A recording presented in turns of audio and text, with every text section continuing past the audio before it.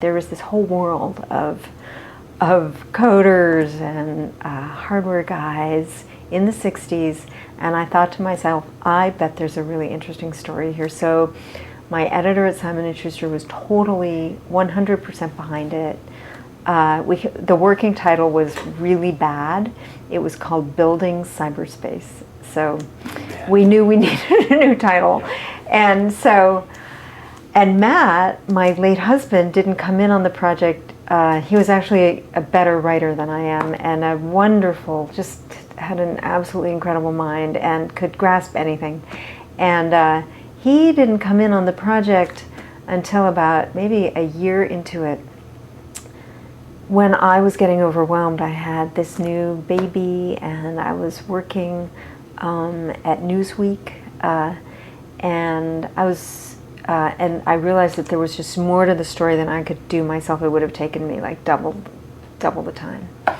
So that's when he came in on the project, and I found indeed that there was this incredible untold story of not so much the internet, so we have to keep it really clear, the ARPANET, and how that started. And in fact, Matt's the one who wrote the chapter, The Fastest $1 Million, which is about how it got funded at IPTO, the Information Processing Techniques Office, at what was then DARPA, and then became ARPA, and then DARPA, and then ARPA again. And these people were all, as I had hoped, incredibly interesting, really smart, and had this new idea for how computers could talk to each other.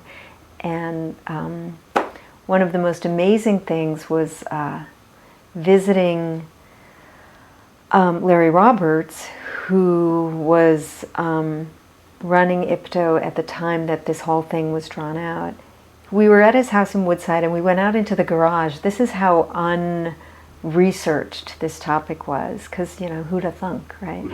And we go out into his garage, and there are all these boxes of old mildewy papers, and he starts pulling them out, and there are old letters between him and people at MIT, and then he pulls out this amazing set of sketches of him just, it's like, remember when Trudeau, Doonesbury did Inside Reagan's Brain? This was like inside Larry Roberts' brain.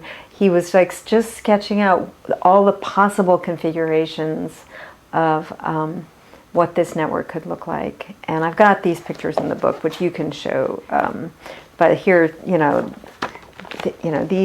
these are all his very early diagrams, just sort of popping out of his head. This is the early nodes on the ARPANET. Yep.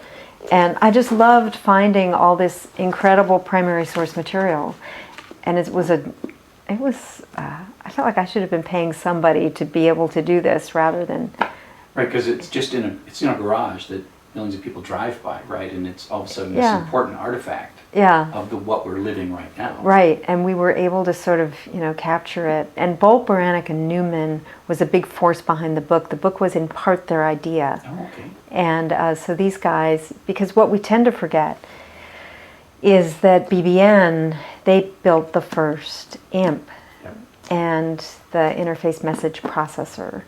In fact, there's a very funny story in the book where Ted Kennedy, senator from Massachusetts, sends a letter to BBN congratulating them on getting the contract for the interfaith message processor.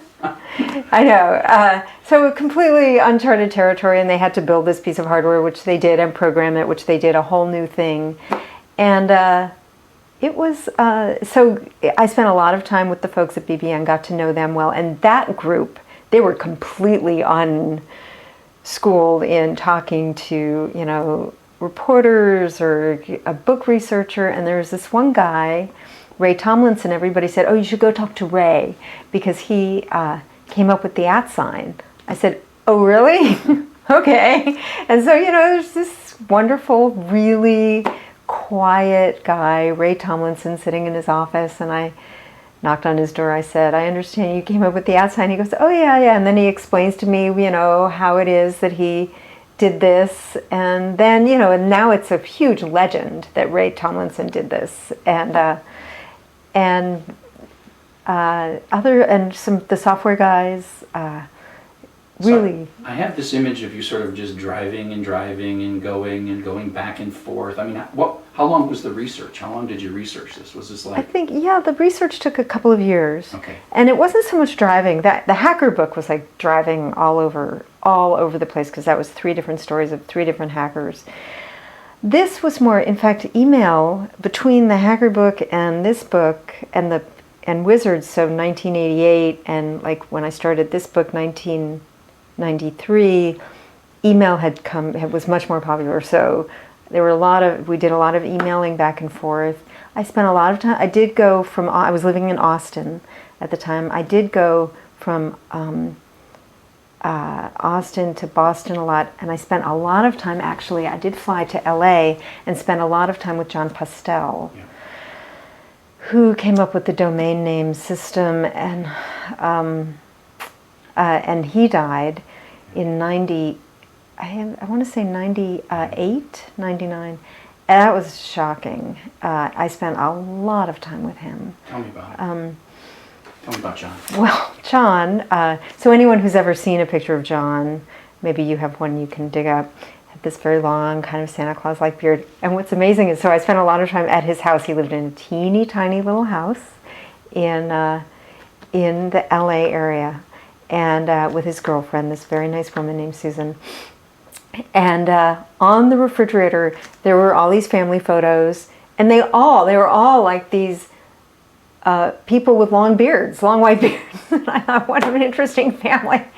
And he drove, I think, this kind of beat up Volvo or something like that, something completely unpretentious, and lived so unpretentiously, and had all his files like right in his study in this little house, all this history, and also at ISI where he worked in Marina del Rey.